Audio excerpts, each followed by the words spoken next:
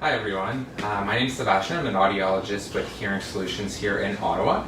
And today, what we're going to talk about is the early signs of hearing loss, as well as what to expect during a hearing test, and what if you have hearing loss, what's going to happen after your hearing test.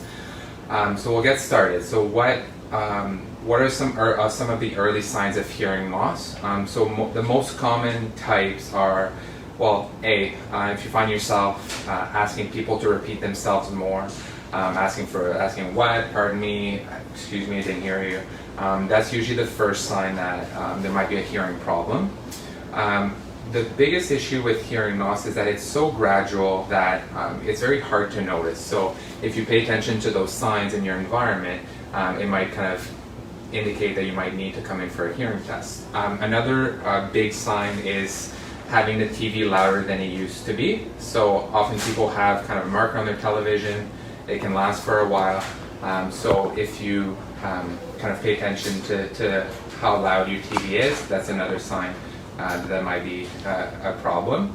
And then another one is the phone. So a lot of people find that as hearing loss gets worse, that their phone is that having a conversation on the phone is more difficult. So those are the most common ones at the beginning.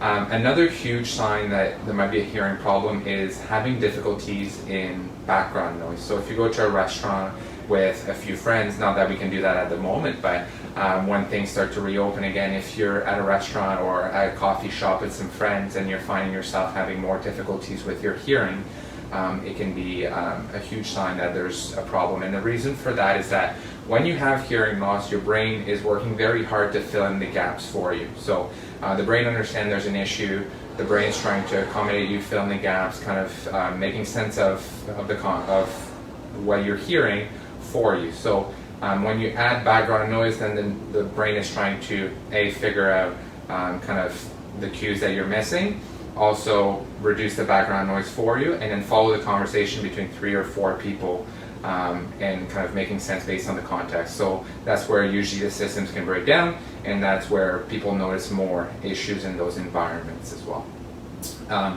So if you do find that those are some of the signs that you're noticing, then you can give a call to our customer service department, and they'd be more than happy to book you into the most convenient location for you.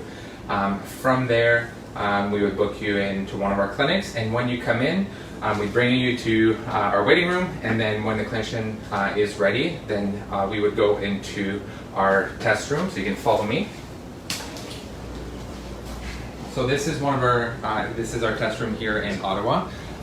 So the first thing that would happen is that you would sit down with your clinician and kind of have a discussion on what you're experiencing. So one thing that we really try and do is take the time to just get to know you a little better, get to know the issues that you're having, what kind of environments that you're noticing, what are some of the signs that you're noticing that brought you into your hearing test, and what made you decide that it was time to get your hearing tested. And we try to spend a lot of time to really get the full picture, get to know you, and get to understand kind of who you are and what your situation is for in your life. So after that, the clinician would take a look in your ears using an otoscope. So just kind of like at the doctor, we take a look in the ear just to make sure that there's no wax blocking your ears or that the eardrum is looking healthy. So that's the first step that we do. And then we do a pressure test. It's called tympanometry. And what we do there is we hold a little probe into your ear, and there's like a little puff of air, and what it does is it moves the eardrum and makes sure that the eardrum is moving properly. We want to make sure that the sound can get to your inner ear properly, so we have to check with that device. Afterwards, we're going to take you into our sound booth. This sound booth is designed to really keep the environment really quiet, and so that there's no distraction.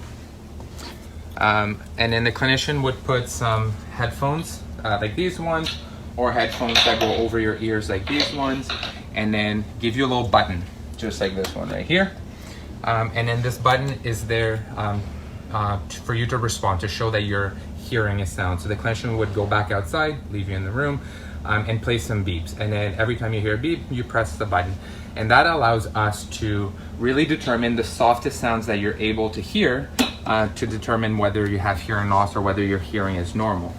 We also like to do a few more tests, and these tests are speech tests. So we ask you to repeat tests, and we try to find the softest words that you can understand. And then another one we do is at a nice comfortable level, we play a few words, and then that allows us to really kind of determine whether your brain is able to process information properly, because there's different parts to our auditory system that are taken into account in the test. So we want to make sure that A, what are the softest sounds you can hear, and B, can your brain process sounds properly when they're loud enough. Another test that we often do is a speech and noise test. So what we do there is we identify if your brain is able to process sounds in a fairly normal fashion, and again, that can guide us to a better recommendation to based on the technology that we have available. So once you're done with the test, then we like to bring you back outside.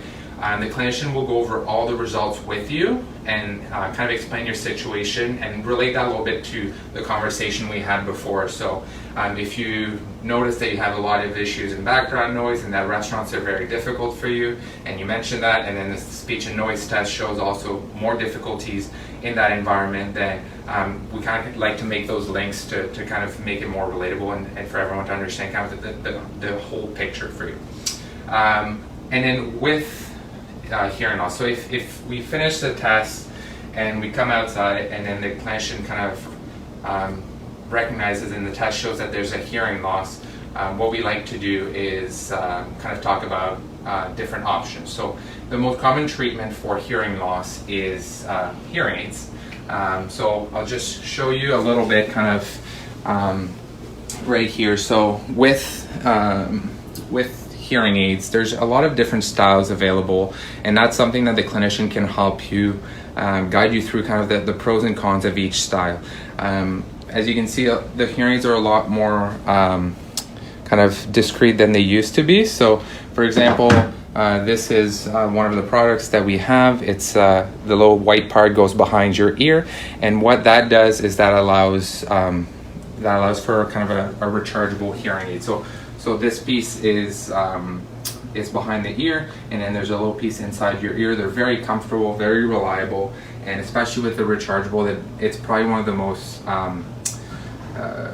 common options that people go with, because it's really a really convenient, comfortable solution for most people. So with the clinician can help you and guide you through that recommendation, and then kind of help you pick something that works best for you. If your hearing is normal, then we often recommend just follow-up appointments every year, every 2 years, depending on your situation, and then that way we can keep an eye on it and really intervene sooner than later, because hearing loss, a lot of studies have shown that the earlier that we intervene, the better results that we get in the long term, and that's usually why we go from there.